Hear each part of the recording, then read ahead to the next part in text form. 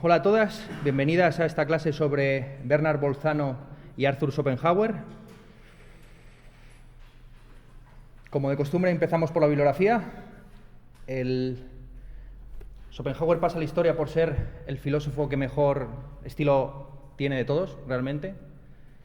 Muy por encima de los otros dos grandes escritores y estilistas en la historia de la filosofía, que son, seguramente a mi juicio, Platón y Giordano Bruno. De tal forma que Schopenhauer se ha convertido seguramente en el filósofo más preferido y degustado y usado por parte de novelistas.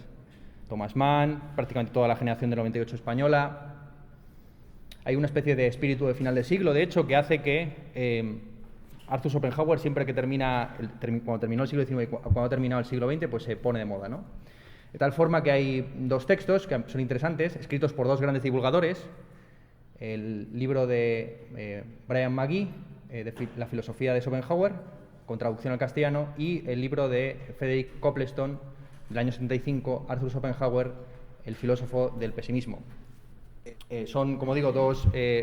Brian McGee tenía en la televisión estadounidense un programa de televisión muy interesante en el que llevaba a todo tipo de filósofos analíticos a debatir sobre cuestiones de filosofía clásica, pero también de actualidad, e incluso homenajeando a viejas glorias de la filosofía analítica, como era el caso de Quine. Y Copleston pues pasa la historia por su historia de la filosofía en, si no recuerdo mal, 9 tomos, o 10, incluyendo el tomo sobre filosofía rusa. Entonces son libros muy accesibles. Brian McGee también tiene un libro dedicado en exclusiva a la relación entre Schopenhauer y Wagner, que quizás nos dé tiempo de hablar un poco, sobre todo de la influencia que tuvo Schopenhauer en Tristán e Isolda. En cuanto a Bolzano, pues es un autor menos conocido, desgraciadamente, en parte porque tuvo una prohibición imperial que le impidió dar clase en todo lo que era el territorio del Imperio Austrohúngaro y apenas pudo publicar en vida. La mayor parte de sus obras se publicaron de manera póstuma. Y luego ha sido, y digamos que aunque no ha tenido influencia directa, sé que se puede considerar que es uno de los predecesores de la filosofía analítica y de todo lo que tiene que ver con la problematización de la filosofía del lenguaje, la filosofía de la lógica, la filosofía de la ciencia, desde Frege en adelante. Se han empezado a hacer ahora sus obras completas y incluso se ha abierto unos Beitrage, unas contribuciones a la investigación sobre Bolzano. El primero de cuyos volúmenes es el que tenéis ahí de Jan Berg, Ontología sin ultrafiltros y mundos posibles, un examen de la ontología de Bolzano. Junto con ese libro de Jan Berg es interesante también el libro de Jan Sebestik, que debe ser checo, porque aunque Bolzano escribió la mayor parte de sus obras en alemán, él era de familia italiana, como se puede ver por su apellido, y vivió toda su vida en Chequia y tuvo mucha influencia, de hecho, en los pensadores checos de la época, ¿no?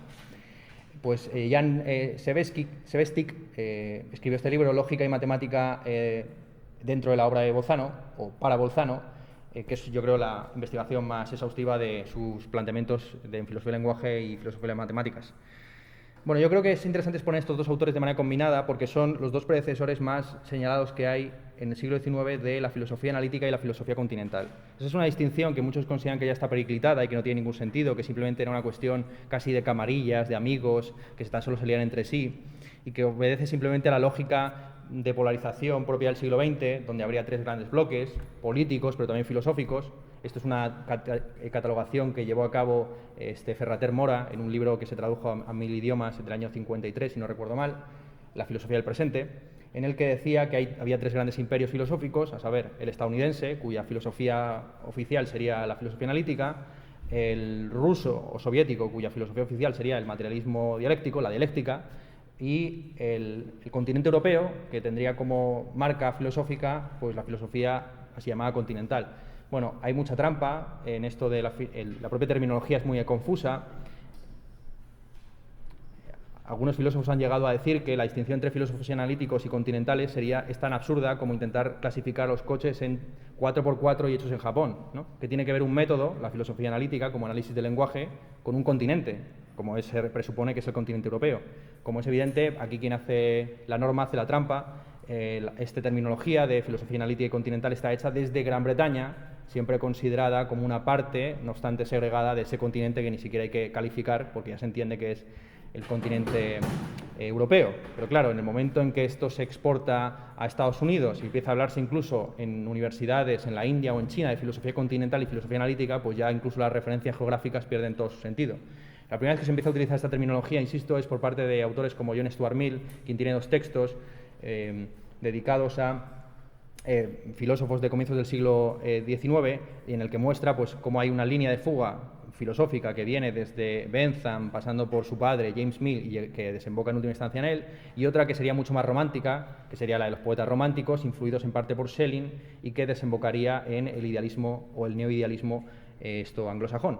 Por así decir, rápidamente, la distinción entre analíticos y continentales es una distinción intraanglosajona, pero que no es completamente arbitraria, sino que se fundamenta... Sí, uno. Sí.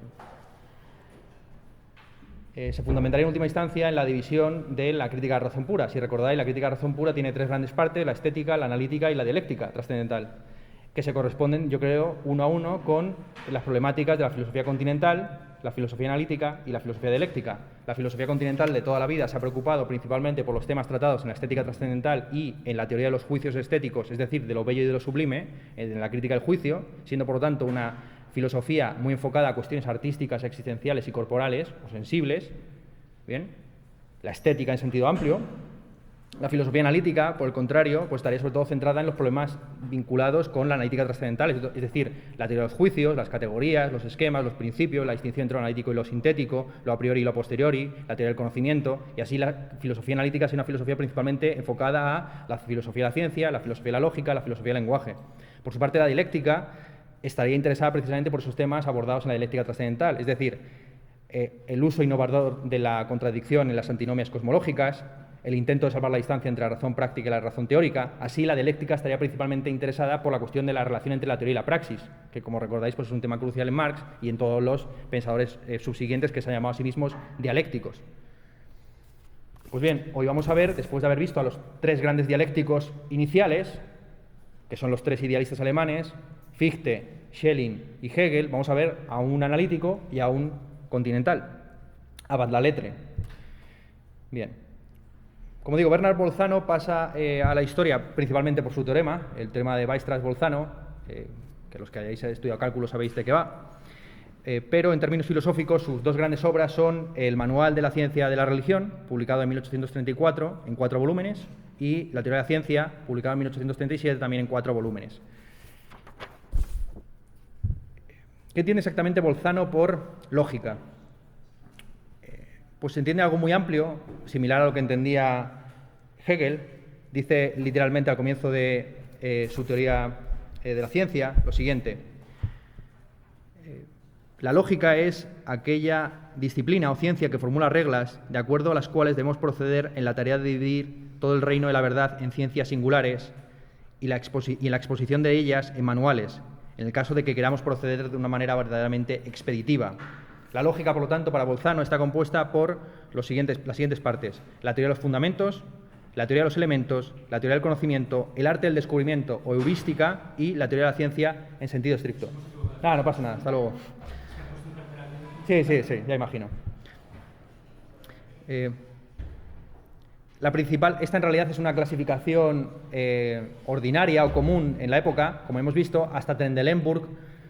La lógica no significa, prácticamente abarcará todo el campo de lo que actualmente es la filosofía. Y no será, digamos, incluso hasta la filosofía analítica contemporánea del siglo XX, con Russell, Frege y compañía, que la lógica se va a convertir en una disciplina prácticamente científica, independizada del resto de problemáticas filosóficas. Bolzano es uno de los que contribuye de manera decisiva a que la lógica, por así decir, se segregue de la filosofía del lenguaje, de la filosofía de la ciencia y de la psicología. Bolzano pasa a la historia por ser el gran antipsicólogo, y además también el gran antikantiano. Yo he estado en la tentación incluso de llegar a explicar aquí en clase, ahora, en esta clase, a Herbart, que es un filósofo también de comienzos del siglo XIX, que mencioné brevemente en la clase sobre la pedagogía, porque él contribuyó de manera decisiva a la concepción de la educación por parte de las instituciones alemanas del siglo XIX. Herbart y Bolzano se podrían poner en relación en el sentido de que Herbart, aun siendo también profundamente antikantiano y anti-hegeliano, llegó a tomar posesión de la cátedra de Kant en Königsberg y pronunciar como discurso de inaugural un texto que se titula, según las traducciones, algo así como mi problema con la filosofía de moda a día de hoy. Y era una diatriba principalmente contra los dialécticos, ¿no? Contra Hegel, Schelling, Fichte. Pues bien, Bolzano también es un adversario no tanto de los idealistas alemanes a los que despreciaba, cuanto de Kant, a quien va a intentar criticar tanto la parte práctica como la parte teórica. Pues bien, Bolzano pretende depurar de psicología la lógica, de tal forma que en su libro constantemente hay un latiguillo, es decir, cuando quiere hablar de los enunciados, no habla simplemente de los enunciados, sino de los enunciados en sí mismos y de las ideas o las representaciones en sí mismas. Entonces, él siempre quiere establecer una diferencia muy clara entre lo que es el enunciado como conjunto de letras dispuesto en una pizarra o en un folio y la proposición, lo que a día de hoy llamamos proposición, que sería aquello abstracto que está siendo representado por el enunciado. ¿Bien? Una cosa es el enunciado, otra cosa es la proposición, o lo que a día de hoy llamamos proposición, y que Bolzano empieza a llamar entonces oración en sí misma o enunciado en sí mismo. Bolzano afirma que existen verdades también en sí mismas. Esto es, verdades que son desconocidas y que sin embargo preexisten a su descubrimiento. El teorema de Pitágoras era verdadero antes de que Pitágoras lo descubriera, del mismo modo que la Tierra giraba alrededor del Sol antes de que así fuera formulado por Copérnico. La ciencia no inventa ni crea sus objetos, sino que los descubre. Hay verdades, además, que no pertenecen a ninguna ciencia y que son verdaderas a pesar de que no exista nadie que pueda pensarlas. Por ejemplo, el enunciado, si no existiera nadie que pensase, sería cierto que no existe nada que piense, es un enunciado que no solamente es verdadero con independencia de que alguien lo piense o no, sino que para que sea verdadero no tiene que haber nadie que lo piense. ¿Bien? Bolzano incluso llega a ofrecer varias pruebas de lo que podríamos llamar demostración de la existencia de proposiciones verdaderas en sí mismas, la más conocida de las cuales es esta que tenéis aquí en pantalla, que reza de la siguiente forma, es una reducción al absurdo. Parte entonces del enunciado o de la proposición que se quiere refutar. La proposición o la premisa de la que se parte para refutarla es la siguiente: no hay ninguna proposición verdadera. Bien, esta es la premisa de la reducción al absurdo. La segunda premisa es un comentario de la anterior. La primera premisa, no hay ninguna proposición verdadera, es una proposición o expresa una proposición. Las conclusiones ya se empiezan a derivar. Primera conclusión, no hay ninguna proposición verdadera, no es verdadera. Bien, esto se deduce a partir de la combinación de las dos premisas. Siguiente conclusión, no es verdad que no haya ninguna proposición verdadera, esto es algo que se deduce de la primera premisa y de la primera conclusión, en contradicción directa con la primera premisa. Conclusión definitiva, por reducción al absurdo, hay al menos una proposición verdadera. Bien, esto se deduce a partir de uno y de la última conclusión. Esto es que incluso aquel escéptico que dice que no hay ninguna verdad, tiene que aceptar como verdad lo que acaba de enunciar. Bien, aquí hay una paradoja que es la típica paradoja del mentiroso. Todos los cretenses son mentirosos, dice Gorgias el cretense. Bien, ahí nos encontramos con un enunciado que, si quiere ser verdadero, se refuta a sí mismo. Bien. ¿Veis algún problema con este argumento? Bueno, ya lo he expuesto ahí. Básicamente que descansa de manera esencial en la segunda premisa, que yo ya he especificado ahí, que se trata de una petición de principio. Es decir, la segunda premisa ya presupone la existencia de proposiciones. De hecho, ya califica a la premisa inicial como una proposición. Bueno, más allá de si Bolzano consiguió o no demostrar la existencia de proposiciones verdaderas en sí mismas, es importante subrayar que para él las proposiciones y las ideas o representaciones no son reales, no son wirklich. Lo real, en la terminología de Bolzano, tiene que ser eficaz, que en alemán se dice wirksam. Las dos provienen de la misma etimología. La idea que está detrás de la filosofía de Bolzano es una muy similar a la que se encuentra en Schopenhauer, a saber que el reino de la realidad incluye principalmente todo lo que se mueve dentro del espacio y el tiempo, esto es, los objetos materiales y los eventos del mundo físico, combinados con los elementos mentales o psíquicos del mundo interno. Bolzano incorpora, como sacerdote católico que era, también a Dios en su reino de realidades. Así, muchos han dicho que Bolzano es un anticipador de la teoría de los tres mundos de Popper. Según Karl Popper, un filósofo del siglo XIX, hay tres mundos: el mundo M1, que sería el mundo físico, el mundo M2, que sería todo lo que tiene que ver con la psique, el pensamiento, etcétera, y el mundo M3, donde estarían situados las ideas. En el caso de Bolzano, él no sitúa las ideas ni las proposiciones en ninguno de estos tres reinos, sino que reserva, por así decir, a Dios como único habitante de ese mundo, está muy solo ahí, en el mundo M3. Como vamos a ver, el hecho de que Bolzano no reconozca ninguna existencia real a las proposiciones va a ser algo que le va a dar muchos problemas y va a generar todo tipo de paradojas que no se van a resolver realmente hasta el desarrollo de la filosofía del lenguaje contemporánea. Bien, ¿cómo analiza exactamente las proposiciones Bolzano? Bueno, pues de una manera tradicional, ¿no? Toda proposición tiene una representación subjetiva, A, una representación predicativa, que podemos representar por B, y una cópula, que él solía representar con el verbo tener, en lugar de ser. Bolzano creía que, y esto es algo que todos los lógicos han asumido prácticamente hasta Wittgenstein, el lenguaje engaña. Y lo que nosotros consideramos que son enunciados copulativos con el verbo ser, en realidad son atribuciones de conceptos. Así, el enunciado, por ejemplo, los unicornios son unicornios, en realidad, o por ejemplo, por no poner un ejemplo tan controvertido, ¿no? Sócrates es sabio, en realidad, lógicamente, la forma de ese enunciado en sí misma es Sócrates tiene sabiduría, simplemente por lo incómodo que es utilizar este tipo de nombres neutros, la sabiduría, la inteligencia, tal, pues solemos utilizar más bien adjetivos, sabio, lo que sea. Bien. Ok, entonces, para Bolzano, la lógica se ocupa principalmente en sentido estricto de las proposiciones en sí mismas, compuestas por un sujeto y un predicado.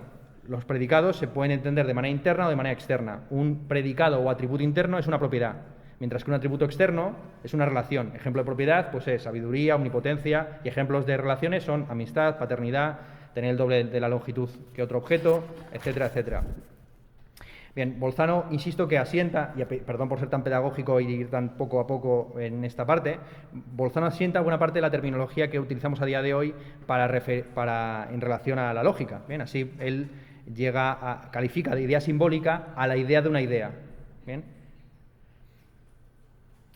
Una de las tesis fuertes de Bolzano, que es algo que estaba implícito en prácticamente toda la lógica desde, qué sé yo, Aristóteles a las lógicas paraconsistentes actuales, es el principio del tercio excluso. Es decir, que no existen proposiciones que no sean ni verdaderas ni falsas. Toda proposición es o verdadera o falsa. Ahora bien, puede haber ciertas proposiciones que en sí mismas den la impresión de que pueden ser tanto verdaderas como falsas, pero ello se debe simplemente a que contienen variables que no han sido fijadas. Es decir, cuando nos enfrentamos a un enunciado del tipo está nevando, aparentemente podría ser un enunciado que puede ser al mismo tiempo verdadero y falso, dependiendo del espacio y el tiempo que demos. Pues aquí, evidentemente, no está nevando, pero a lo mejor en el Polo Norte sí. ¿Okay? Lo que dice Bolzano, de nuevo, es que el lenguaje gramaticalmente engaña, que aunque eso parezca un solo enunciado, en realidad es un conjunto de enunciados, es una forma proposicional del siguiente tipo. Está nevando en el tiempo t y en el lugar L, es decir, es un enunciado con dos variables.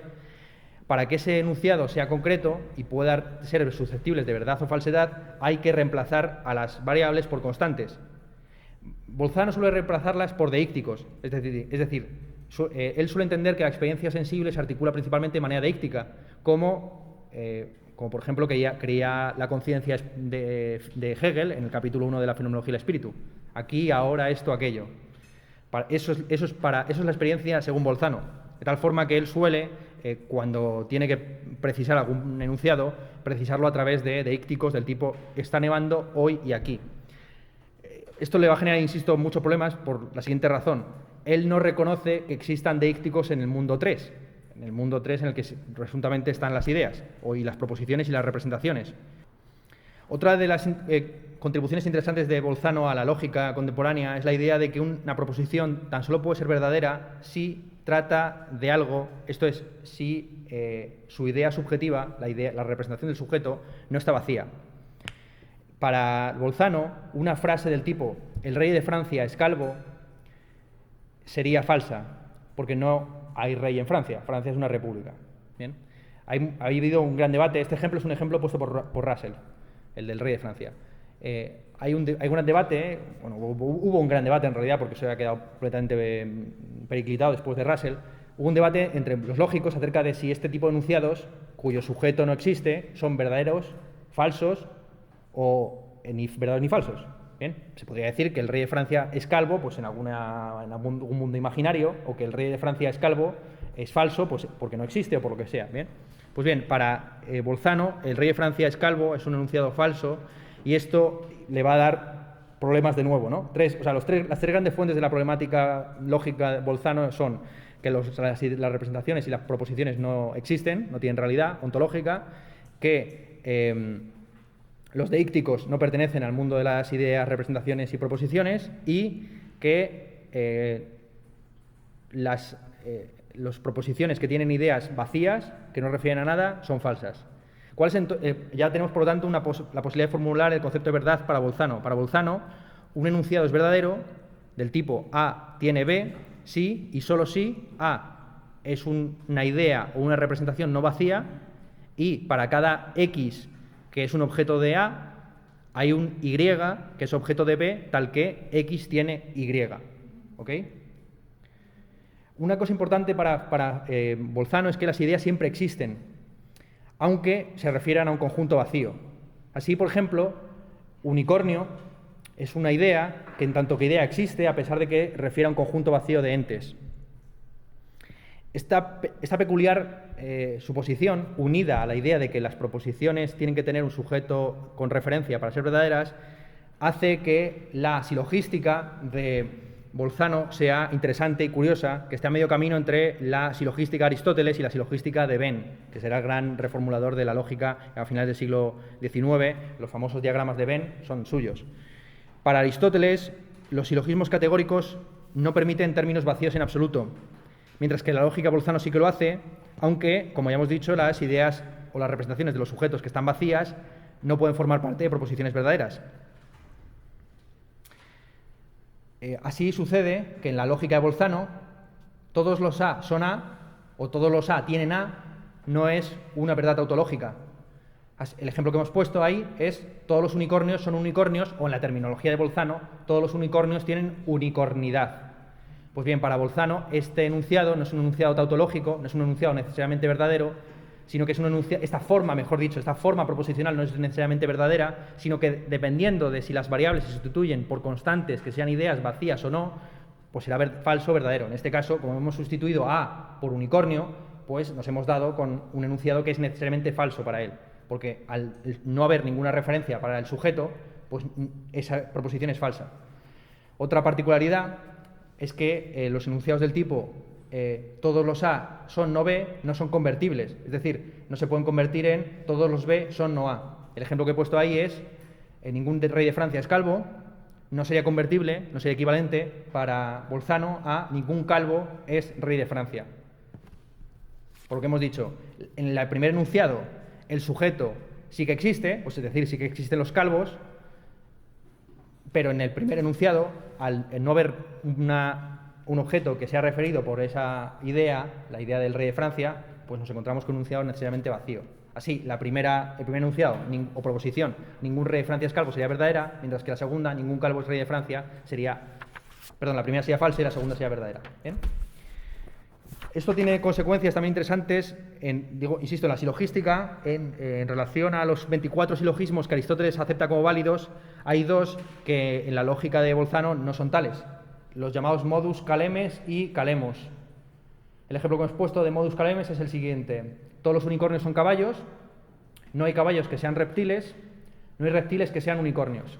Pues bien, esto dentro de la silogística aristotélica, por lo menos desde un punto de vista formal, sería un silogismo correcto y verdadero.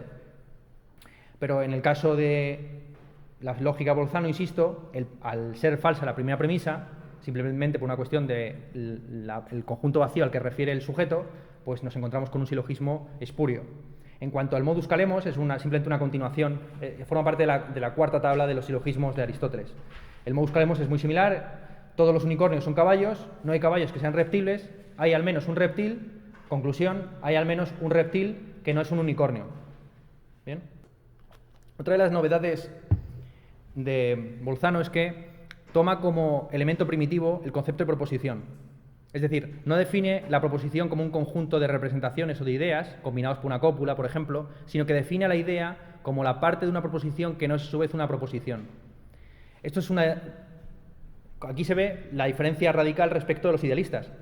Para los idealistas alemanes, el principal problema y el tema a partir del cual va a desarrollarse toda su filosofía es cómo se relaciona el sujeto y el predicado como entidades primitivas que se combinan en proposiciones y luego en silogismos, en juicios, en categorías, etc. ¿Bien?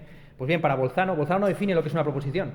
Bolzano toma la proposición como concepto primitivo a partir del cual se definen las ideas o representaciones. Estoy traduciendo de manera arbitraria Vorstellung en alemán por idea o representación, porque es más o menos como se suele traducir. Esto es algo muy propio de la lógica contemporánea. Bien, dar prioridad lógica a las proposiciones sobre las partes no proposicionales. La diferencia entre las proposiciones y las ideas es muy sencilla.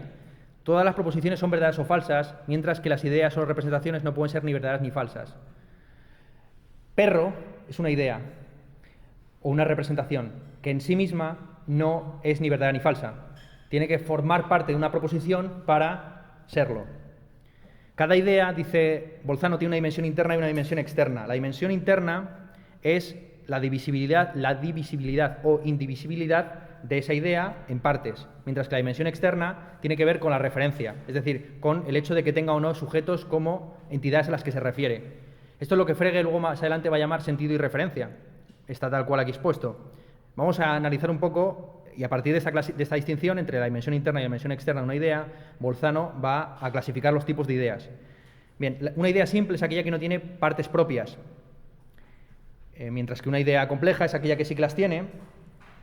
Bolzano define el contenido de una idea compleja como la suma de las partes propias de esa idea.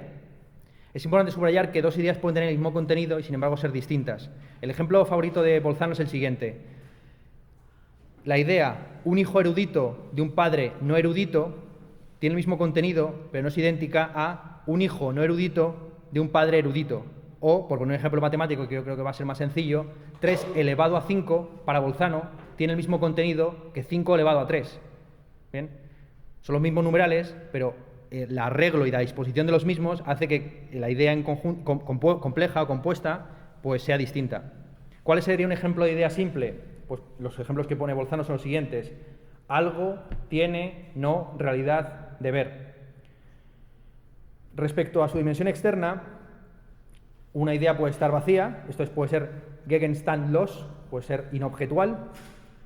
Ejemplos de ideas que son vacías o inobjetuales: nada, montaña dorada, caballo alado. Dentro de esta categoría, o de esta categoría, la de idea vacía u inobjetual, hay unas ideas específicas que son las ideas contradictorias. Esto es, aquellas que no simplemente no tienen referencia por una cuestión azarosa, pues porque se da la circunstancia de que no existen montañas de oro, sino que son contradictorias en sí mismas y que no pueden existir. Ejemplos de ideas imaginarias o de ideas contradictorias para Bolzano son polígono, un cuadrado redondo, un triángulo cuadrangular, una herramienta de hierro que a la vez es de madera, en fin, etcétera, etcétera. En cuanto a las ideas que no están vacías, él las llama gegenständlich, es decir, objetuales, y pueden ser o bien singulares, del tipo Sócrates, la ciudad de Atenas, Sirio, un número entre 4 y 8, o generales. Y si son generales, pueden ser finitas, del tipo un heredero del imperio de Gengis Khan, un número entero entre 1 y 10, o tener un número infinito de objetos, del tipo una línea o un ángulo. Bien, Bolzano no va a distinguir entre estética y lógica o analítica.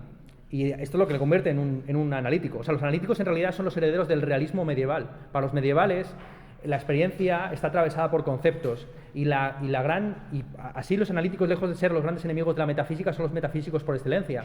Porque la idea de Frege y de Russell y de todos estos autores es que, por así decir, la experiencia está atravesada por conceptos. Y de hecho, Bolzano va a describir las intuiciones como ideas. Una intuición para Bolzano no es una experiencia sensible, conceptual, que luego posteriormente se une a un juicio como pasaba en Kant. No. Una intuición es simplemente una idea simple, es decir, una idea que no tiene parte propia y que además es singular, es decir, que tan solo tiene una única referencia. ¿Bien?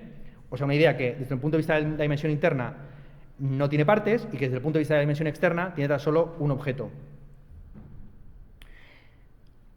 Una idea que no es ni una intuición ni que tampoco contiene una intuición como parte propia, es lo que Bolzano denomina concepto. Ejemplos de conceptos son un concepto simple, algo, y un concepto complejo, Dios. Es muy interesante la definición que ofrece Bolzano de Dios, porque insisto que él intenta demostrar su existencia, tiene un tratado, insisto, de cuatro libros, tomos, dedicado a este tema. Dios para Bolzano es el ser real que no tiene ninguna causa de que sea real. A ver, tampoco es una definición mega novedosa, pero sí que es una definición interesante que por lo menos nos aleja de todas las concepciones muy extrañas que habían ofrecido los idealistas alemanes de Dios, ¿no? Pues, en fin, Dios en Fichte es un orden, Dios en Schelling es la naturaleza o la libertad, Dios en Hegel es la idea absoluta o el saber absoluto, y aquí ya pues, nos encontramos con un Dios con barba, ¿no? O sea, nos encontramos con algo un poco más razonable, alguien a que se le puede adorar, ¿no? De alguna forma. Ok. La principal, en realidad, novedad que ofrece Bolzano a la lógica contemporánea es su teoría de su método de variaciones, el método de variación de ideas. Este es un método que va a influir de manera decisiva en Husserl, en lo que Husserl denominaba la variación eidética o libre, pero también en todos los autores de la lógica contemporánea que van a intentar formalizar un poco más esa noción tan vaga que tenía Kant de lo analítico y lo sintético. Para Kant, si recordáis, analítico es aquel enunciado o proposición en el que el predicado no contribuye informacionalmente de ninguna manera al sujeto, mientras que una proposición sintética es aquella que sí que ofrece nueva información. El problema de esta formulación, ya lo sugerimos en la clase sobre Kant, es que eso depende mucho del grado de formación y de conocimiento del mundo que tenga el sujeto. No es lo mismo que a un alquimista del siglo XVII se le diga que agua es igual a H2O que yo os lo diga a vosotros. Para vosotros eso podría ser un enunciado prácticamente analítico, mientras que para un Lavoisier, por ejemplo, pues fue el descubrimiento de su vida.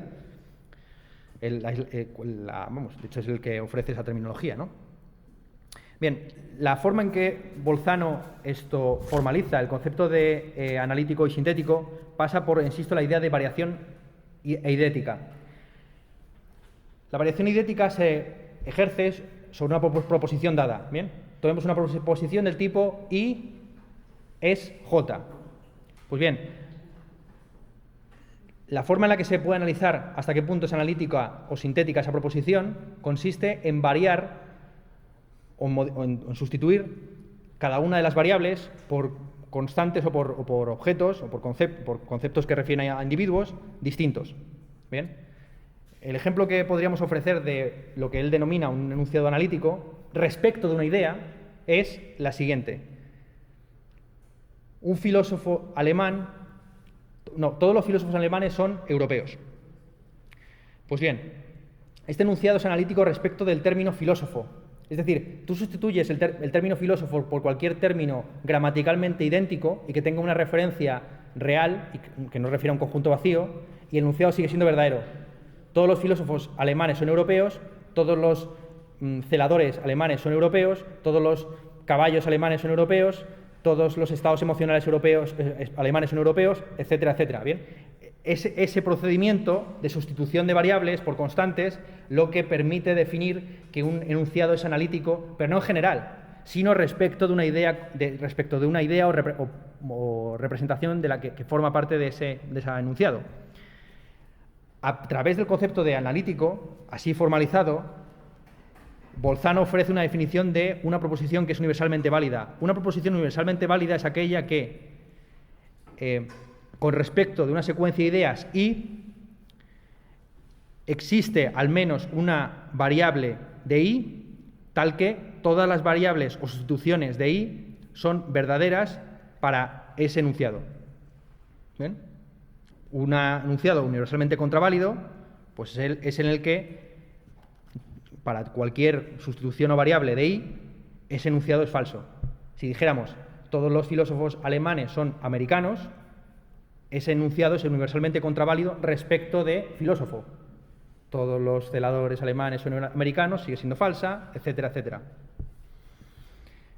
Aquí Bolzano está ofreciendo una definición de analítico completamente distinta a la que hemos visto más bien como una precisión de la kantiana, pero que se aleja un poco en el siguiente sentido. Para Carnap, para Quine, para Kant, para toda esta tradición de herencia kantiana, tan solo son analíticas las proposiciones verdaderas. no aquellas que pueden ser falsas. Mientras que para Bolzano hay enunciados que son falsos y que sin embargo son universalmente válidos. Esto es muy raro, pero esto es cierto. Es decir, el enunciado, todos los unicornios alemanes son europeos, es un enunciado falso porque el sujeto de ese enunciado refiere a un conjunto vacío de entes, pero es falso, ese enunciado es falso. Pero al mismo tiempo es universalmente válido y analítico, porque cualquier sustitución o variable, o sea, cualquier sustituto de unicornio que encontremos y que tenga una verdadera referencia será verdadero. ¿Bien? Insisto que esta definición de lo analítico puede parecer, pues bueno, una chorrada, pero en realidad es revolucionaria porque para Kant lo analítico es algo subjetivo, tiene que ver con el conocimiento del mundo que uno tiene. Lo analítico es lo que no ofrece ninguna información nueva, mientras que para Bolzano lo analítico es algo objetual y tiene que ver con la verdad y falsedad. Es decir, para Kant lo analítico siempre es a priori. No existen, o no las contempla Kant como posibles, las proposiciones analíticas a posteriori, mientras que para Bolzano todo enunciado analítico es a posteriori. Esto es, tiene que referir, su sujeto o su variable de sustitución tiene que referirse a una entidad extralógica.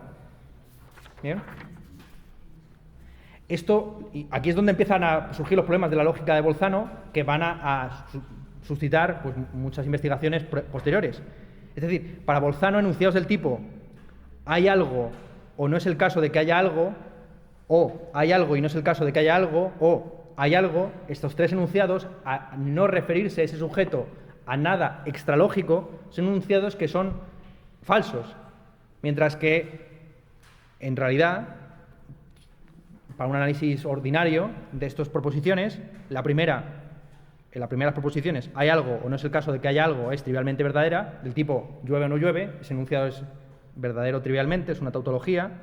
La segunda, llueve y no llueve, o hay algo y no hay algo, es necesariamente falsa, es una contradicción, mientras que la segunda, hay algo o llueve, pues sería sintética, precisamente.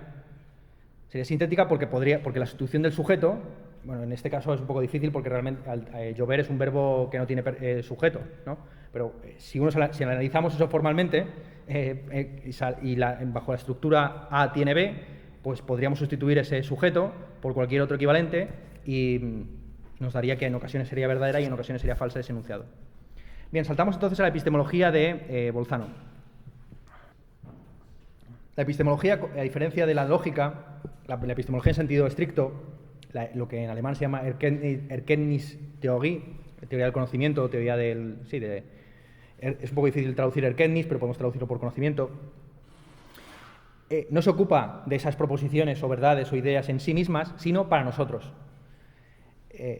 La epistemología se ocupa principalmente de cómo aparecen o se representan las ideas o las proposiciones en la mente de un sujeto. Aquí hay que distinguir entre los pensamientos y los juicios. El pensamiento es la mera aparición de una idea o de una proposición en una mente, mientras que un juicio consiste en la afirmación o negación de esa proposición, en caso de que sea una proposición que pueda ser susceptible de verdad o falsedad. Dentro de los juicios, Bolzano distingue entre juicios a priori y a posteriori, empezando con una clasificación que es la siguiente. Se puede calificar una proposición como conceptual si no contiene ninguna intuición. Ejemplos de proposiciones conceptuales sería la siguiente: Dios es omnipotente, la gratitud es un deber o la raíz cuadrada de 2 es irracional. Proposiciones empíricas, por contrario, son aquellas que sí que refieren a intuiciones, es decir, Sócrates es un ateniense o esto es una flor.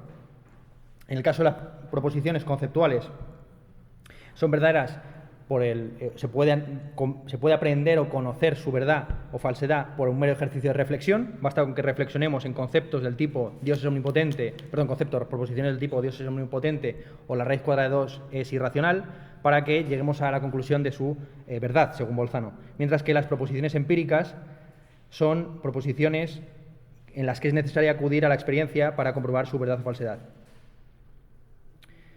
Volvemos al problema de antes, a saber, para Bolzano la experiencia es profundamente conceptual. ¿Cómo se tiende entonces un puente entre lo puramente empírico y lo puramente conceptual, entre la proposición en sí y la intuición o experiencia en sí? Pues a través de los deícticos. con el problema que ya hemos visto previamente de que los deícticos no pertenecen a ninguno de los tres mundos. El aquí, ahora, esto, aquello, pues son simplemente referencias más o menos vagas que ni siquiera son capaces de determinar con precisión a lo que nos estamos refiriendo. De hecho, la mayor parte de los autores que han utilizado esta terminología han caído de manera irremediable en el escepticismo más absoluto, que es la tesis un poco de Hegel, si recordáis. El escepticismo es un momento necesario de toda filosofía. Claro, ¿cómo salir de esos juicios inmediatos que tan solo hacen referencia a la posición del sujeto respecto al mundo, ¿no? Porque el aquí, el ahora, el yo tienen sentido tan solo desde un punto de vista subjetivo? Pues bien, bueno, aquí Bolzano realmente no resuelve los problemas, sino que simplemente los plantea, y van a ser problemas que van a volver a aparecer, ya los hemos visto en la fenomenología del espíritu, pero van a volver a aparecer en el Círculo de Viena, en Bertrand Russell, en todo lo que vamos a llamar luego más adelante el debate acerca de los enunciados protocolarios, es decir, cómo se consigue deducir a partir de una ley general pues una serie de proposiciones empíricas, contrastables, en términos puramente fisicalistas y fenomenistas. Es decir, aquellos que pretenden ser más materialistas y apelando a una especie de experiencia conceptual, son los que en última instancia son más idealistas, porque pretenden, idealista entendido por solipsista, etcétera, porque se ven abocados a la idea de que yo no sé cómo experimentas tú el mundo. Bien, si no existe ningún elemento conceptual que permita hacer equiparable tu experiencia a la mía, pues cada uno vive en su pura pompa de experiencias, de sensaciones, etcétera. Bien, los juicios para Bolzano pueden ser verdaderos de manera inmediata o mediata. Es interesante ver cómo, dependiendo de su relación con lo empírico, los juicios verdaderos de manera inmediata son aquellos que refieren a la realidad de manera deíctica, mientras que los mediatos son aquellos que se deducen de otras proposiciones o juicios. Los juicios inmediatos, es interesante esto verlo, no pueden ser falsos, deben ser siempre ciertos. Nunca tienen un sujeto vacío y son ciertos en un sentido más bien subjetivo.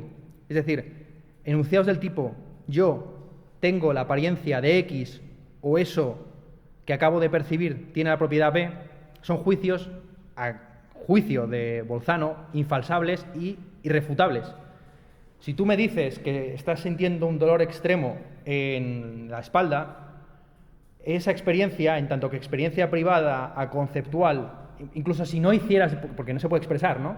Si hicieras simplemente un grito sordo, bien, expresando esa sensación a conceptual, yo no podría refutártela.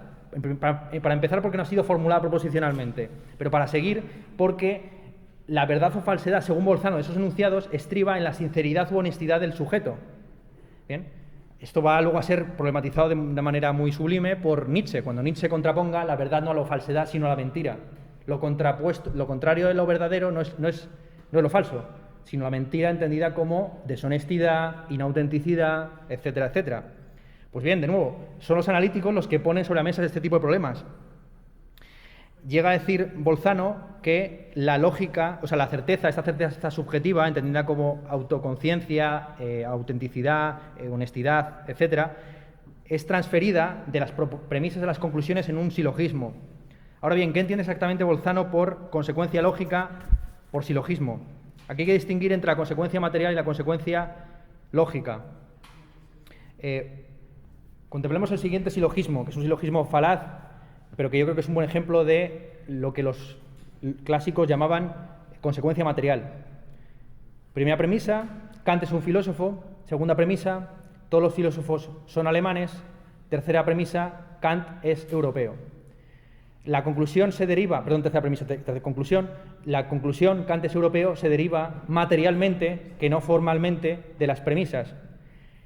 Porque Kant, evidentemente, es europeo y los alemanes son europeos, pero en ningún momento se especifica tal cosa, de tal forma que este silogismo es en primera instancia incompleto y en segunda instancia falso, porque la segunda premisa, todos los filósofos son alemanes, es falsa. Hay filósofos, evidentemente, que no son alemanes, por mucho que para Heidegger pues el idioma del pensar sea precisamente el alemán, junto con el griego. Entonces nos encontramos con un enunciado, con un silogismo, que es verdad en un sentido material pero no formal. Y la lógica se ocupa principalmente de verdades formales, no de verdades materiales. Para que un silogismo sea correcto, lógicamente, la conclusión no debe seguirse simplemente materialmente. Cuando se habla aquí de materialmente se refiere a la materia entendida como sinónimo de contenido. ¿Bien? El contenido de los enunciados que forman las premisas de este argumento o silogismo implican de manera necesaria la conclusión, pero la forma en la que están expuestas no lo hace de esa manera. ¿Bien? La conclusión tiene que seguirse, insisto, de manera lógica de las premisas. La definición de consecuencia lógica que ofrece Bolzano es la siguiente. Una conclusión se sigue lógicamente de sus premisas, es decir, una conclusión es consecuencia lógica de sus premisas si y solo si la conclusión se sigue de sus premisas con respecto a la secuencia de ideas simples extralógicas contenidas en la disyunción compuesta por la conclusión y las premisas. Un ejemplo de relación de implicación. Sí. Un ejemplo de relación de implicación sería la siguiente. Supongamos estos dos silogismos o dos argumentos, razonamientos. Bien, en el primero tenemos como conjunto de premisas, pues una descripción, tenemos como conjunto de premisas las leyes que relacionan el aumento de la temperatura en un espacio determinado con la dilatación del mercurio en ese espacio. Esas son las premisas del primer argumento. La conclusión es la descripción de un termómetro cuyo mercurio se dilata en un tiempo dado y en un espacio dado. Ese es el primer argumento o silogismo. ¿Bien? Dadas las leyes que vinculan la temperatura con la dilatación de ciertos materiales tipo el mercurio, conclusión, en un espacio dado con un cierto aumento de temperatura se produce cierta dilatación del mercurio. ¿Ok? El segundo razonamiento es el siguiente. Las premisas son simplemente proposiciones estadísticamente confirmadas de que si se dilata el mercurio, entonces es que ha aumentado la temperatura en ese espacio. Mientras que la conclusión es muy similar, ha aumentado la temperatura en ese mismo espacio y tiempo. Pues bien, para Bolzano es importante subrayar esto.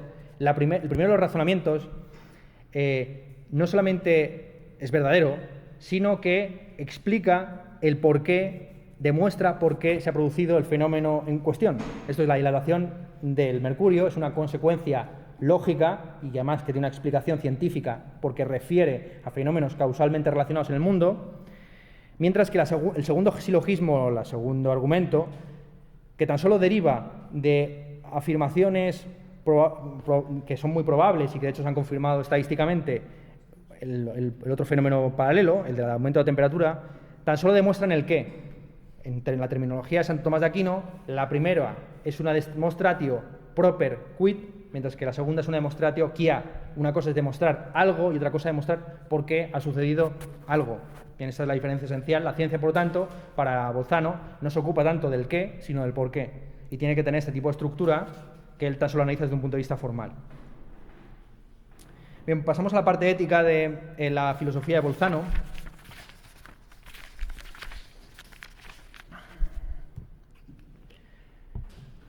Bolzano critica de la siguiente manera la teoría del imperativo categórico de Kant.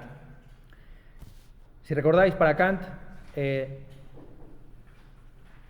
una máxima es verdadera si puede convertirse en una ley universal sin contradicción.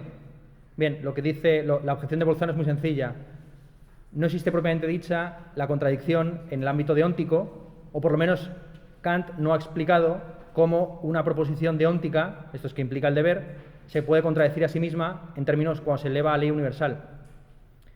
Es decir, para Bolzano, Kant no demuestra cómo es posible deducir a partir del imperativo categórico normas prácticas de acción. De hecho, para Kant ese nunca fue el objetivo de su imperativo categórico. El imperativo categórico no pretende ser simplemente una especie de fórmula química a partir de la cual se deducen predicciones o acciones concretas, sino que simplemente es una especie de norma o de criterio un poco genérico que debe cumplir cualquier acto moral. De hecho, Kant distingue dos tipos de inconsistencias o de dos tipos de contradicciones deónticas, lo que podríamos llamar una inconsistencia o contradicción objetiva y una inconsistencia o contradicción subjetiva.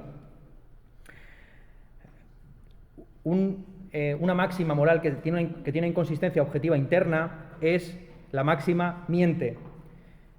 Si todo el mundo mintiese, si esa máxima se convirtiera en ley universal, el propio acto de mentir perdería sentido, porque la mentira tan solo tiene sentido y utilidad práctica en un contexto en el que la gente confía en que las personas dicen ordinariamente la verdad. Allí donde nadie es honesto, tampoco nadie puede ser mentiroso, porque todo el mundo desconfía de la palabra ajena. Esa es una máxima moral, la de mentir, que es el paradigma para Kant de la máxima que se contradice a sí misma al volverse universal. Una máxima que es inconsistente subjetivamente, pero no necesariamente de manera objetiva, es la siguiente: no dar limosna. La persona que no está dando limosna en un momento concreto querría subjetivamente que le dieran limosna si se encontrara en esa situación. En el caso de la mentira nos encontramos con una inconsistencia objetiva dimanada de la propia estructura de la mentira en relación con la verdad. Mientras que en el caso de la falta, de no dar limosna, lo que nos encontramos es con una falta de empatía, es decir, con la incapacidad por parte de un sujeto de ponerse en el lugar del otro. Entonces, para Kant, y esto es la manera en que muchos han entendido la moral kantiana, para Kant, las máximas que son morales son máximas que al mismo tiempo no se contradicen objetivamente y se ponen en el lugar del otro, es decir, son capaces de transgredir las barreras identitarias que nos separan. ¿Qué querría yo si me encontrara en la situación de ese sujeto? Es un poco la pregunta que también podríamos hacer. Eso evidentemente está expresado en Kant de una manera mucho más metafísica, apelando a la llamada dignidad humana o autonomía humana, ¿bien? Que consiste en tratar a todo sujeto como fin y no solamente como medio. Bien. Y, bueno, esto tiene una... No. Pensaba aplicarlo a las leyes del sí es sí y a todo el debate acerca del sexo empático. Porque claro, para Kant, cuando Kant dice que no hay que tratar a los sujetos solo como medios, sino también como fines, está de alguna forma poniendo sobre la mesa la terminología utilizada por el feminismo a día de hoy acerca del sexo empático. Es decir, el sexo empático consiste en tratar al sujeto con el que estás manteniendo sexo no solamente como un medio de tu propio placer, sino como un fin en sí mismo, al mismo tiempo que se utiliza como un medio. ¿Bien? Esto es importante y yo creo que es un buen ejemplo contemporáneo de máxima que sí que es universalizable. Bien. Insisto, entonces, al eliminar el imperativo categórico, Bolzano ofrece una ley moral suprema que, a su juicio, sí que permite deducir como conclusiones de la misma máximas de acción concretas. A saber, hay varias formulaciones y son las siguientes. Esfuérzate por lograr la mayor cantidad de felicidad, actúa siempre tal y como lo demanda lo mejor para el bienestar de todos, y la formulación que conserva la definitiva: elija usted siempre, entre todas... Sí, trataba a su lector de usted, ¿no? Elija usted siempre, entre todas las acciones posibles para usted, la que, teniendo en cuenta todas las consecuencias, más promueva el bienestar de todos en todas partes. Así, la máxima, la ley suprema moral para Bolzano es la promoción del bienestar en general. ¿Hasta qué punto esto es una ética consecuencialista, por contraposición a la ética del alma bella, que tan solo se preocupa por los principios y no atiende a las consecuencias?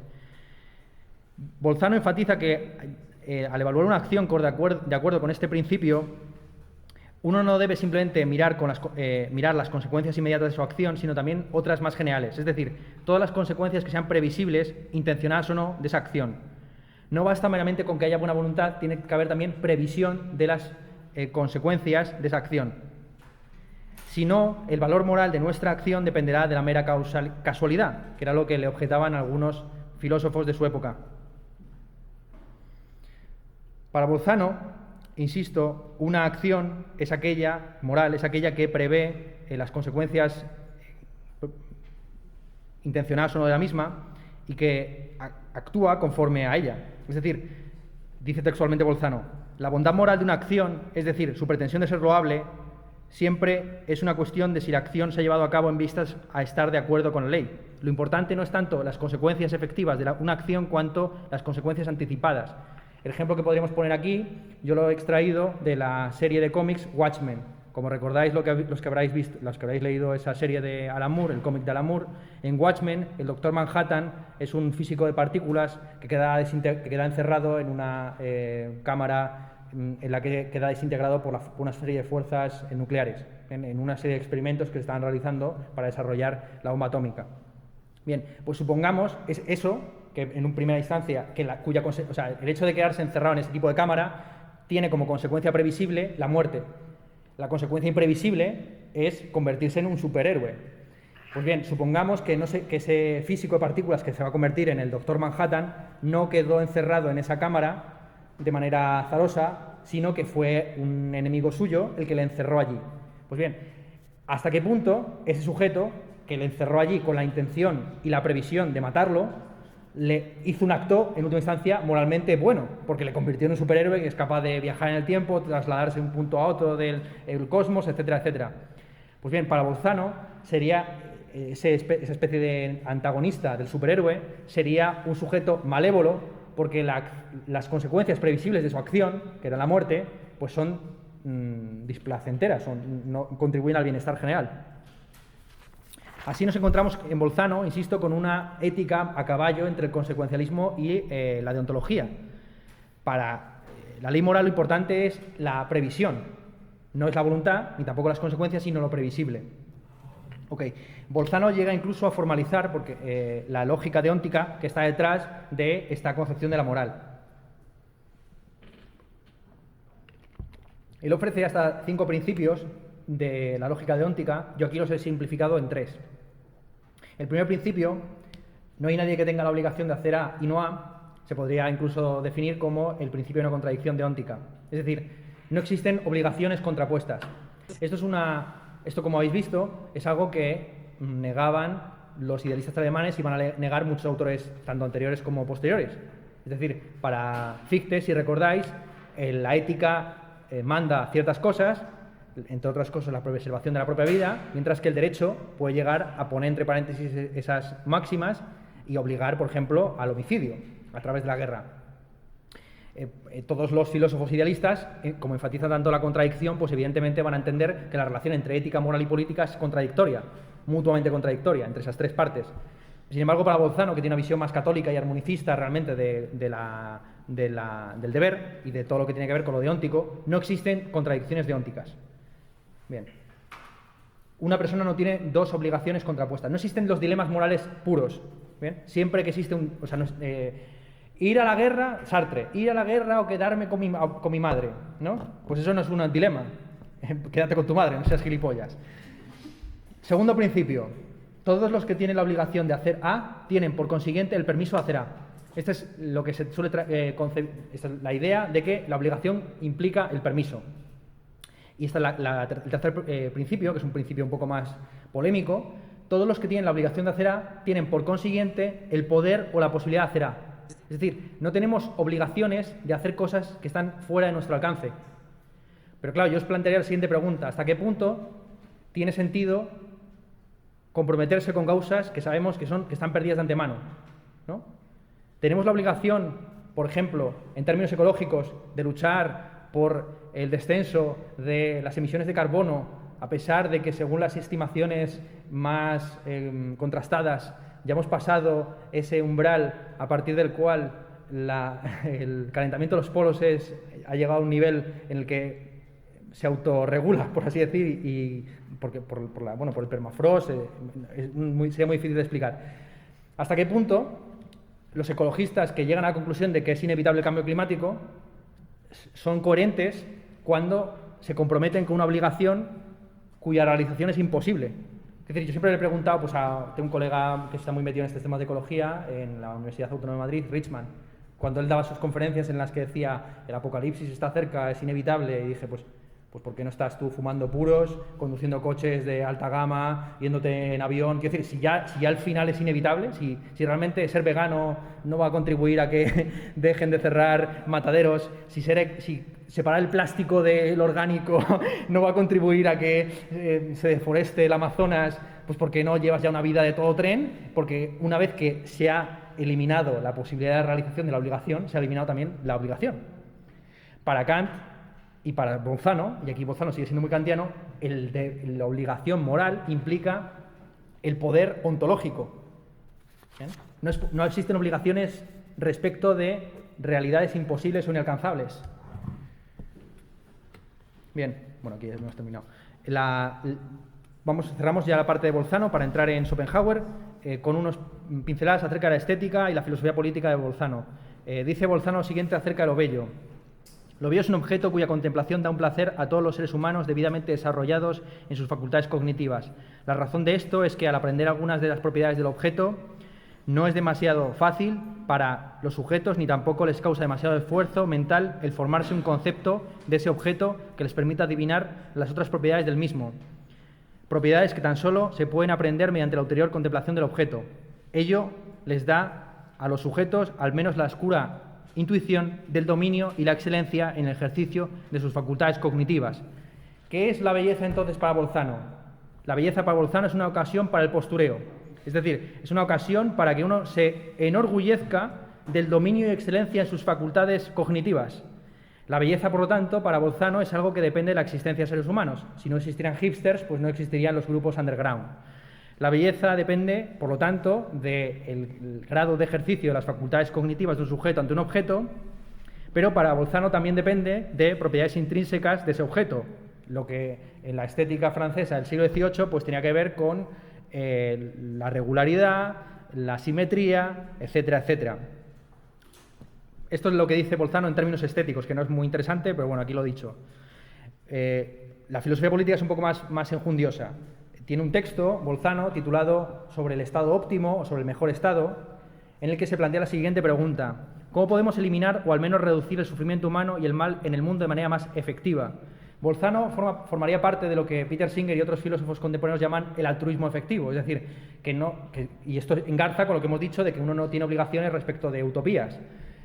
No basta con ser altruista, sino que hay que ser altruista de manera eficaz, de manera eficiente y en vistas a la disminución efectiva, o por lo menos previsible, del mal en el mundo. A juicio de Bolzano hay ciertos sufrimientos o dolores o males que dependen simplemente del carácter finito de los seres humanos, pero hay otros que dependen simplemente de los arreglos que tiene un Estado. El objetivo de la política, por lo tanto, es constituir un arreglo político interno que promueva el mayor beneficio o bienestar para el conjunto de la población. Bien, el libro sobre el mejor estado, sobre el estado óptimo, tiene 28 capítulos pues, dedicados a temas como el gobierno, la legislación, la libertad de pensamiento, la igualdad, la salud, la vida, la propiedad, el dinero, la ocupación, el comercio, los eruditos, las bellas artes, la nutrición, la ropa, la vivienda, la satisfacción en la búsqueda del honor, los transportes, los disfrutes, los impuestos, etcétera, etcétera. La muerte es el último capítulo. Pues bien, por sintetizarlo todo muy rápidamente, se puede ver claramente cuál es la inclinación política de Bolzano. A ver, ¿es de derechas o de izquierdas?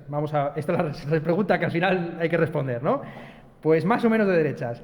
El capítulo más extenso del libro es el 10º, que habla de la propiedad, seguido del capítulo de impuestos y gastos estatales, y el capítulo dedicado a recompensas y castigos. Lo que más le preocupaba a Bolzano era el reparto inequitativo de la propiedad, de la riqueza y de la renta, que a su juicio era el fruto principal del sufrimiento, del dolor, no generado simplemente por la propia constitución finita del ser humano. Bolzano se podría decir que es el típico representante de lo que en el siglo XX se va a llamar democracia cristiana, antes de que los demócratas cristianos se volvieran locos con el neoliberalismo y entraran en una especie de camino hacia el barranco, siendo, por ejemplo, los miembros del Partido Popular, como es sabido, los políticos más punkis que hay en toda España. Y así sucede con todas las derechas antiguamente democristianas en todos los países de la Unión Europea. Pues bien, para Bolzano lo importante es un cierto reparto equitativo de la riqueza, de la renta, mientras que los temas que solían preocupar a la derecha liberal, pues como por ejemplo la libertad de pensamiento, la libertad de expresión, etcétera, pues no ocupan apenas ningún lugar en el libro, hasta el punto que el segundo capítulo más breve del libro, después del de transportes, es el dedicado a la libertad de expresión. O sea que es el paradigma realmente de la derecha realmente existente en Europa. Una derecha muy poco preocupada por la libertad de expresión o por las libertades en general, y con un cierto contrato social respecto a las masas que consiste en darles unas migajitas llamadas seguridad social, servicios públicos, para mantener una cierta paz, cohesión y orden. Bien, llegamos a la ciencia de la religión. La ciencia de la religión se ocupa de la religión en sentido subjetivo. Dice Bolzano que la religión, subjetivamente entendida, es el conjunto de opiniones religiosas de una persona. ¿Cómo define Bolzano las proposiciones religiosas? Una proposición es religiosa para Bolzano si, 1, es importante, 2, es moral. Una proposición es importante para Bolzano si ejerce una influencia sobre nuestra virtud y felicidad. Y es moral si, esto es una definición interesante de la moral por parte de Bolzano, hay en la naturaleza del hombre un motivo para tener la tentación de reconocer a esa proposición como verdadera o falsa sin que haya una justificación de su verdad o falsedad. Aquí Bolzano está entendiendo por moral costumbre. Hay ciertos enunciados a los que estamos tentados a afirmar que son verdaderos o falsos con independencia de las pruebas que tengamos de los mismos. Eso es la moral. La moral es eso, ¿no? La moral es que a ti es que tú, siendo de izquierdas, te digan que... vamos a poner un ejemplo de izquierdas. El comunismo mató a 100 millones de personas y seas escéptico. Y te sientas naturalmente inclinado a decir que esa proposición es falsa, aunque no tengas ninguna prueba de ello. ¿Bien? En eso consiste la moral para Bolzano, en la costumbre de afirmar o de negar ciertas proposiciones sin prueba de ello.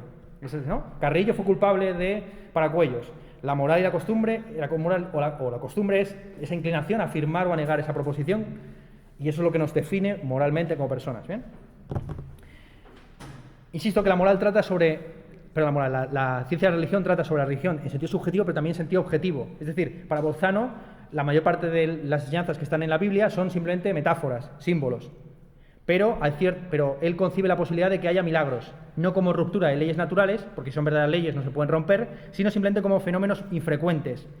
Para Bolzano, un milagro es simplemente una ocurrencia inusual, un evento que es improbable, es decir, que tiene una probabilidad menor a un medio de suceder. Es en este contexto en el que Bolzano, en un tratado de 4 volúmenes sobre la ciencia de la religión, dedica uno entero a desarrollar una teoría de la probabilidad, para precisamente explicar en términos probabilísticos lo que es un milagro. ¿Bien? ¿Qué es eso, básicamente? Y lo describe en términos de su teoría de las variaciones. Es decir, una proposición es probable respecto a una idea si la fracción dimanada de, por un lado, las variables de esa idea y, por otro lado, las ideas que convierten la proposición verdadera de esa... Me leo un poco. A ver, una idea es probable, más o menos probable respecto... Perdón, una proposición es más o menos probable respecto a una idea, y esto se expresa a través de una fracción, ¿bien?, en el que tenemos por un lado el número de variables contempladas de esa idea y por otro lado el número de variables de esa idea que hacen verdadera la proposición. ¿Se entiende, no? Claro, el principal problema que aquí se enfrenta Bolzano es cómo contamos exactamente las variables de una idea o de una representación o de una proposición. Porque para cada proposición o de cada idea existe un número infinito de ideas equivalentes. Es decir, si aceptamos que doble negación igual a afirmación, pues la idea de B es igual a la idea de no B. Y esa no B es igual a no B. Y así ad infinitum. ¿Bien? Perro es igual a no perro y no perro es igual a no perro. ¿Ok? Claro, la conclusión a la que tendríamos que llegar, si contemplamos todas las ideas que pueden sustituir a una concreta dentro de una proposición, es que todo es un milagro. Pues bien, el objetivo principal de Bolzano en ese libro es especificar un poco más esto. Bien, y cerramos. Para Bolzano, uno de los temas que más placer y fama le dio en vida fue sus trabajos matemáticos, entre los cuales se encuentran libros como Paradojas del infinito y Teoría de la cantidad, que es una obra también en 4 tomos. Este hombre estaba obsesionado con... se notaba que no era dialéctico porque no le gustaba el número 3, sino el 4, y en esa Teoría de la cantidad pues, hizo reflexiones sobre las paradojas que surgen del hecho de que un conjunto infinito pueda ser reflexivo, es decir, que sea equipolente respecto de un subconjunto propio. Como hemos dicho, el infinito de los números reales es equipolente o reflexivo respecto del número de la serie infinita también de los números pares. Eso es una de las características que definen al infinito.